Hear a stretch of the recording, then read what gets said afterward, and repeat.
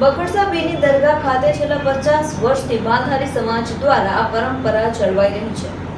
ધારી તાલુકાના ચલાલા નજીક આવેલા દાના ભગત ગામે સ્થિત બગડસા પીરની દરગાહ ખાતે મલીદો કાર્યક્રમનું ભવ્ય આયોજન કરવામાં આવ્યું હતું।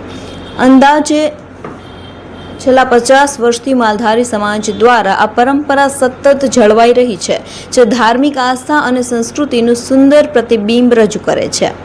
આ પ્રસંગે વિવિધ સમાજોના આગેવાનો ઉપસ્થિત રહ્યા હતા અને કાર્યક્રમના અંતે સૌએ એકતા અને ભાઈચારાનો સંદેશ આપ્યો હતો।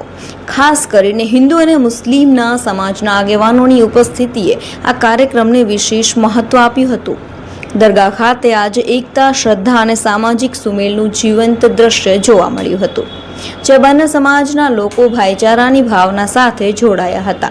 આ કાર્યક્રમ એ સાબિત કરે છે કે ધાર્મિક ભિન્નતા હોવા છતાં માનવતા અને એકતા સર્વોપરી છે।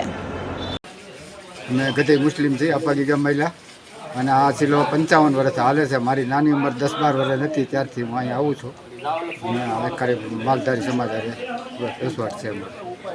આ કરવાનો હેતુ શું છે અને કઈ રીતે આ શરૂ કરવામાં આવ્યું છે? કે જ્યારે માલમાં રોગ બોગ આવે ને ત્યારે આ દાદાની દુઆથી માલમાં બહુ શાંતિ સારું રહે છે, ત્યારથી આ પરંપરા ચાલુ છે। શરૂ છે। ઓકે, મારું નામ અશોકસિંહ તલાટિયા છે।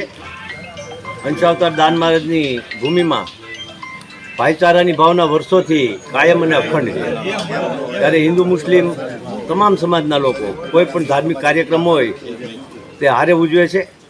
પછી જન્માષ્ટમી હોય તોય ભલે, ઈદ હોય તોય ભલે, નવરાત્રિ હોય તોય ભલે, કે રમઝાન હોય તોય ભલે, આ શીલો છે એ વર્ષો થયા દાનબાપુ વખતથી ચાલ્યો આવે છે। આજે ચલાલા સ્થિત બગડસા પીરની દરગાહે પુરુષ પણ હિન્દુ મુસ્લિમ સૌ સાથે મળીને ઉજવે છે। આજે 50 વર્ષથી માલધારીઓનો અહીંયા એક શીલો છે કે અહીંયા માલઢોરનું કામ પતે, ટૂંકમાં મોસમનું કામ પતે, સિઝનનું કામ પતે અને ભેળું પતે એટલે તમામ માલધારી લોકો છે અહીંયા સાથે મળી અને પીરનો મલિંદો કરે છે। 18 આલમ અને 13 તાસના લોકો બધા સાથે મળી અને પીર બાપાનો પ્રસાદ લે છે। એવી અહીંયા ઉદાર ભાવના છે। એ અંશાવતાર દાન મહારાજની અને આવા પીર ઓલિયાની કૃપા અને એની દુઆ છે।